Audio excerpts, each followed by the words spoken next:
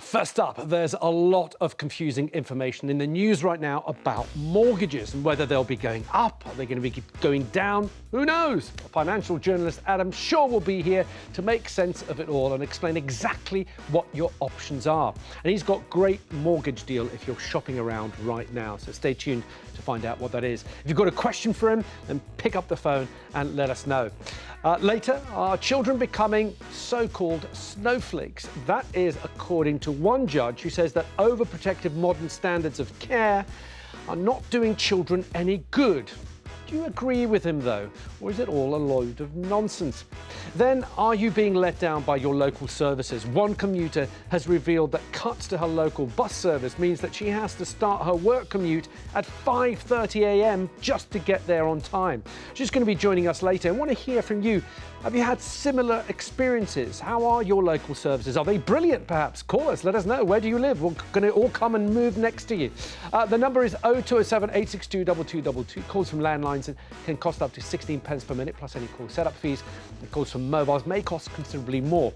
We're also on Facebook and Twitter, of course. Just search for Jeremy Vine on 5 and use the hashtag Alexis Conran. You can also email me at alexisconran@channel5.com.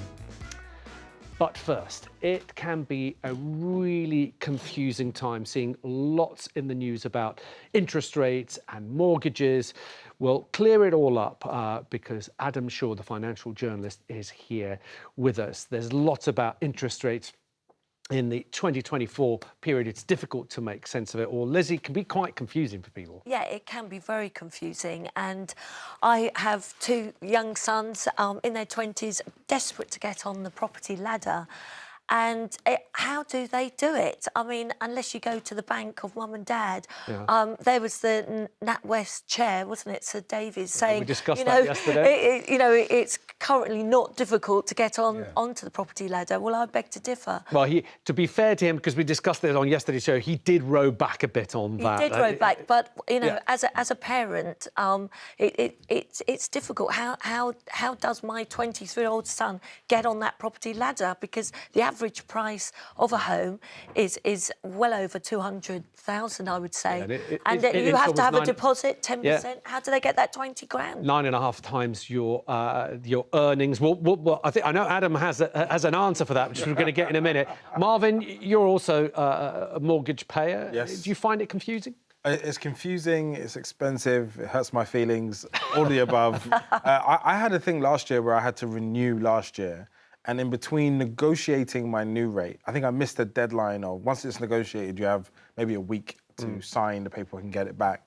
I missed the deadline by a day, so I had to go back through the whole process again and renegotiate it. In that time, the percentage points went up by 1.25%. Wow. So even though I overpaid on some of my mortgage and all those things, my actual mortgage went up month to month, £500. Oof. So it's been a horrible experience. So I'm here keenly interested. Yes, we are. Well, we all are. There's a fix for that.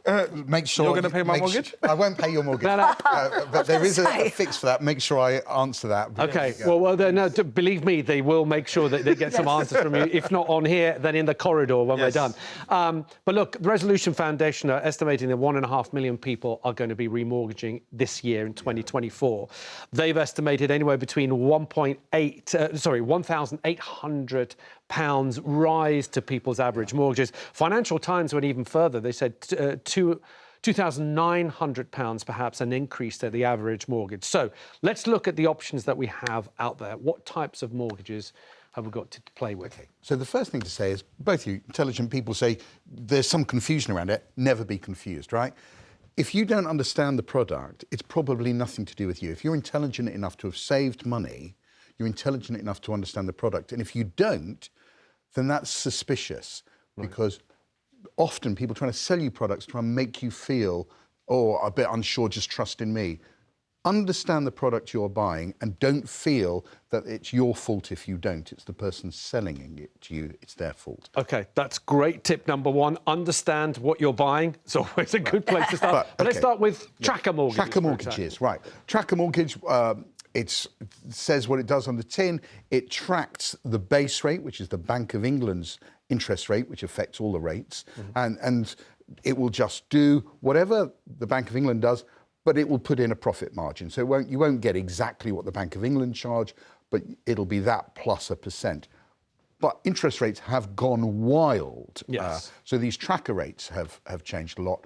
A few years ago, the base rate was 0.1%. I mean, it's now 5.25%. The good old days. Good old days, yeah. We can have a look actually at the recent rate rises. Look at this. They were very, very high.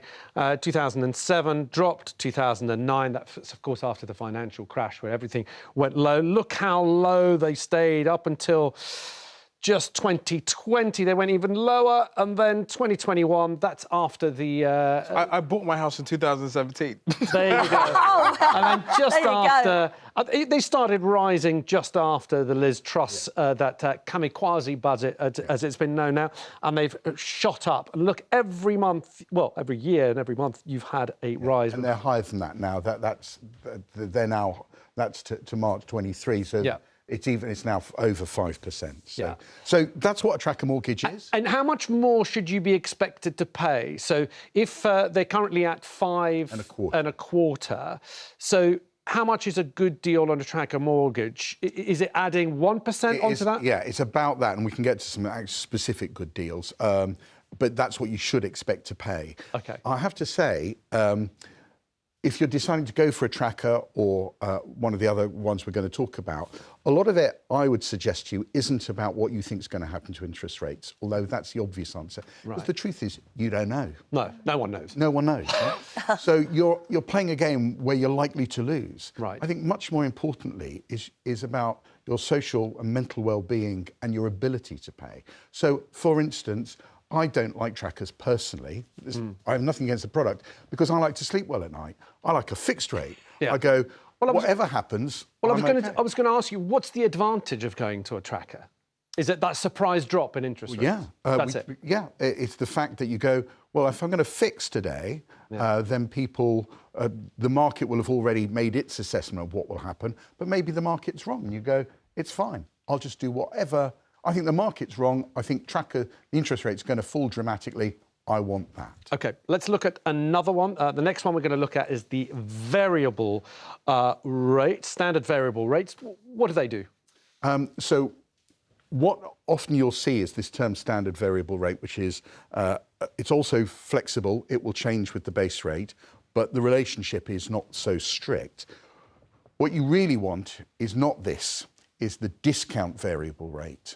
So when you go to a mortgage provider, you'll see standard variable rate and discount variable rate. And what they're doing is they'll go, we'll give you this percentage, but for 2 years, we'll knock 2% off or 3% off.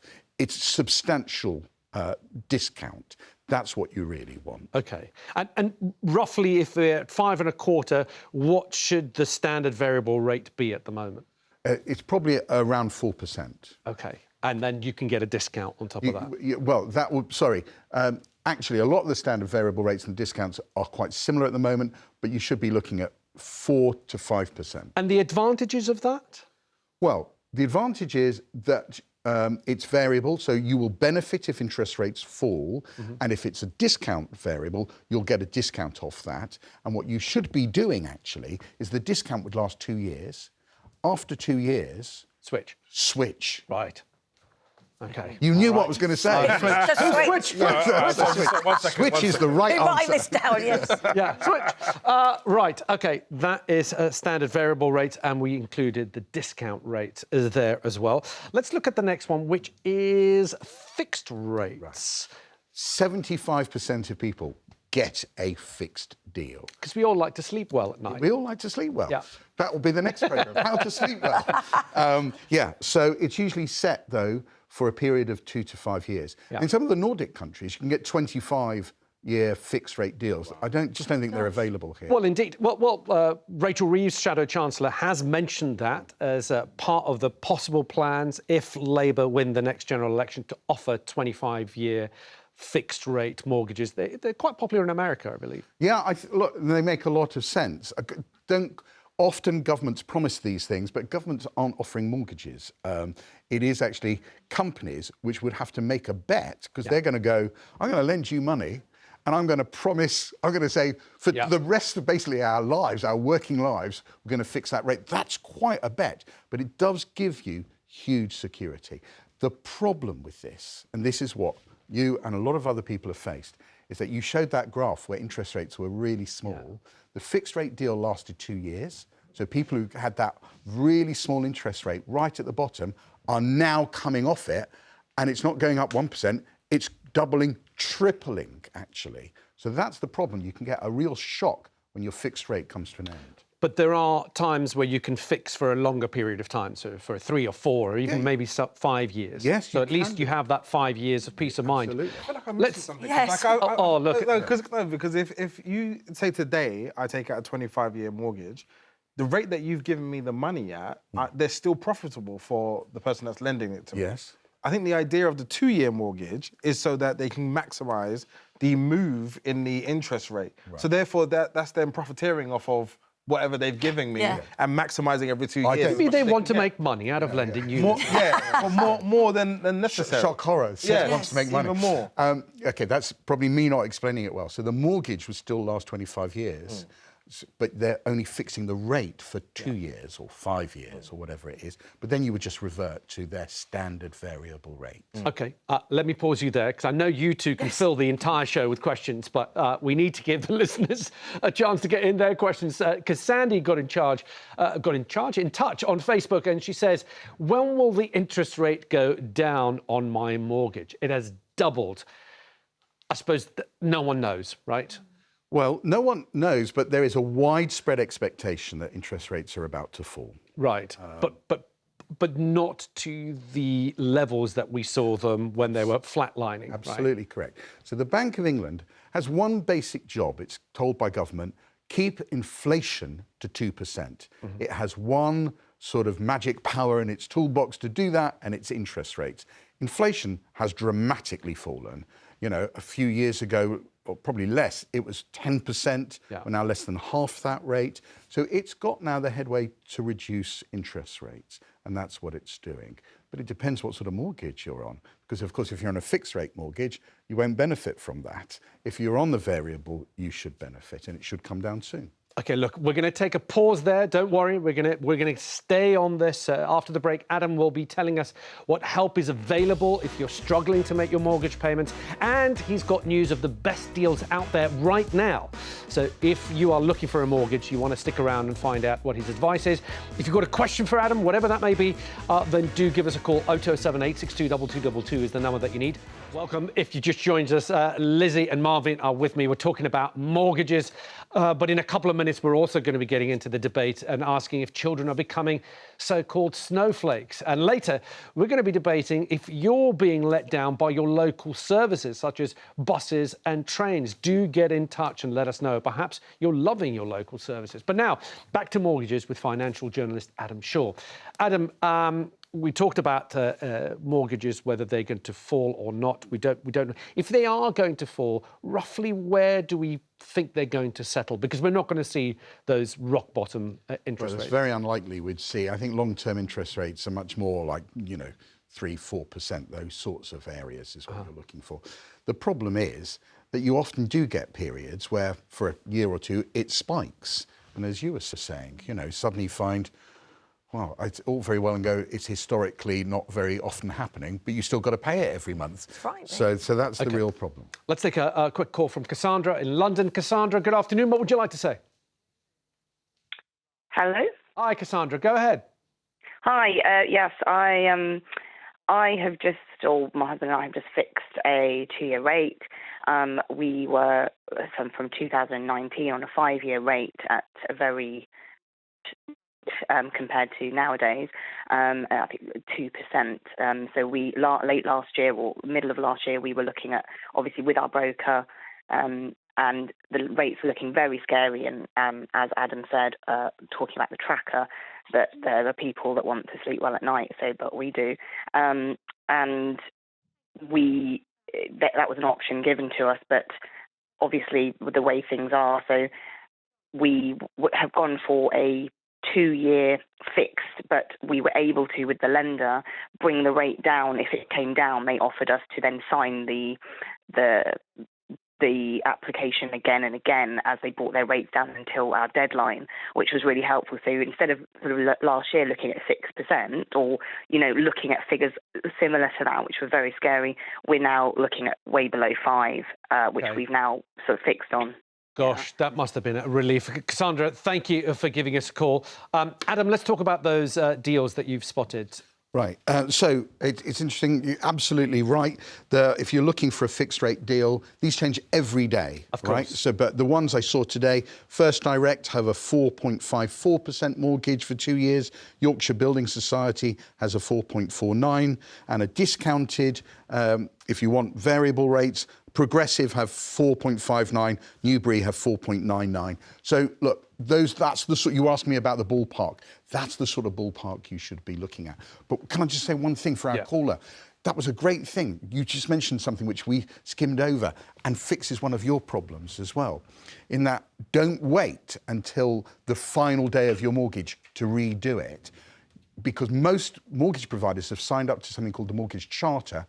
They should offer you the rate to fix 6 months before your deal ends. So what you could do is, as your deal's ending, don't wait to the last minute. 6 months beforehand, start looking around for those deals. And that way, you're more in power than they are. And I mean, that chimes in again when we were doing insurance last week. Again, if you're anything that you're paying on a regular basis, don't wait until the contract's just about to expire to look for a new deal. You really want to start doing that well in advance. Also, I know that if you haven't got your pens and papers out, it's quite difficult to take down all this information. Don't worry, head over to our YouTube channel, search for Jeremy Vine on 5. This conversation we're having now will be posted up there soon after the show's finished. So if there's any details that we mentioned here, don't worry, you're not going to miss out. Just go onto our YouTube channel. Lindsay, you started off, you've got a question about your children trying to. So how, they don't want to live with mum all the time. What's the advice? What's the advice for people trying to get on that housing ladder? Well, first of all, I don't think we should get hung up on it. To say that I can't afford a home shouldn't be seen as a life failure. It's a perfectly legitimate way to live, renting. But OK, if you want to afford a place. Obviously, as you already said, you want to be putting as much a deposit down as possible. So you save, that will get you better rates. You'll need a deposit anyway, but the bigger the deposit you have, the better the deals you'll have access to. If you want to try and get the best deal, also get your credit reference from things like Experian. Will give you your credit reference. You can spot any problems which may be untrue, which you could correct. That will affect your mortgage. But also, you could try, if you've not got much money, is extend the period of the mortgage. Now, that will end up costing you more in the end, but if it doesn't, if it's over 25 years, make it over 30 years, it will reduce your monthly payment. Oh, well, that's a thought. I didn't think of that. So you can actually extend the amount of There years. are also shared ownership schemes. They come with a lot of dangers, I have to say. They seem to be very, very good. I've heard of problems, people, when they will try to resell them. So if you're going into that, it looks really appealing. Just be aware of the dangers, but it is a way onto the property ladder. Okay. Well, as a first-time buyer, you do have to have a deposit, and it's just hard as obviously in your 20s to get that amount. Well, it's How impossible. you do it. Well, look, Adam, I'm sure we're going to talk a lot more about this in the weeks to come. We've got so much more we could have talked about, but sadly, we've run out of time. Thank you, Adam. Thanks so much for coming in. It's good to see you.